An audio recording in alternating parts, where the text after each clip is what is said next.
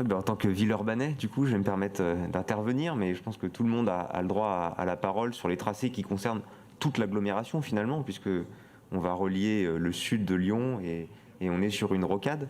Moi, ce que je voulais dire, c'est que, effectivement, vous l'avez dit, Monsieur le Président, la concertation, elle s'est déroulée malgré le contexte du troisième confinement et de la crise sanitaire.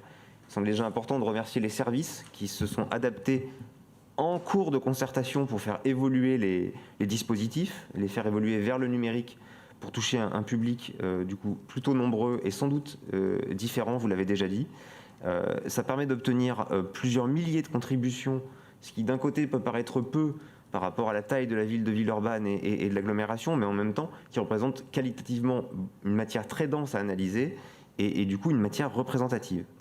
Alors c'est vrai, on a entendu dans la presse une insatisfaction de la part d'une partie des habitants, une partie visible de l'iceberg, du coup, qui ont considéré que la concertation n'était pas satisfaisante. Je pense que par rapport à la nature des interpellations qu'on a reçues, nous, en tant qu'élus, on peut considérer que les détracteurs du projet, en tout cas les gens qui étaient contre, ont pu s'exprimer et que les craintes, les doutes sont apparus pendant cette concertation. Et je pense qu'ensuite, compte tenu de la nature opérationnelle du projet qui, depuis 2019, est vivante, on peut considérer qu'il y a une forme de concertation continue depuis plusieurs années et que les Villeurbanaises, les Villeurbanais notamment, et tout le monde qui le voulait, ont pu se saisir plusieurs fois du sujet depuis ces dernières années. D'autres tracés étaient possibles. C'est la mécanique du projet qui fait que les enjeux techniques et urbains ont finalement resserré le choix vers le tracé du centre-ville. Je pense qu'en ce sens, maintenant, le projet peut passer et s'incrémenter de manière normale dans une nouvelle étape d'étude qui a vocation à réaliser les travaux.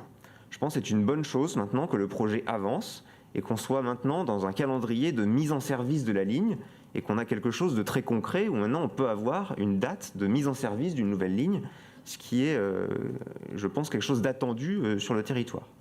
Alors il y a clairement une attente pour améliorer encore notre façon de concerter et de travailler en confiance entre les administrés et l'administration. Et il me semble, moi, qu'il y a sans doute une attente de la part des habitantes et des habitants sur les instances de décision et le calendrier précis des décisions. Il y a un fantasme qui essaye de trouver où se cache la décision, comme s'il y aurait quelque chose de caché. En fait, ce n'est pas caché, vous l'avez dit, il y a un comité de pilotage. Et je pense qu'il serait peut-être sain que voilà, la composition, la nature, le rythme de travail du comité de pilotage, et c'est valable pour le T6, mais c'est valable pour toutes les autres lignes de transport, et bien que ce soit rendu public pour justement un peu battre en brèche tous ces fantasmes. En tout cas, moi, j'y suis favorable. Alors bien sûr, il reste tout à faire maintenant pour le T6. La concertation doit continuer avec tous les acteurs concernés.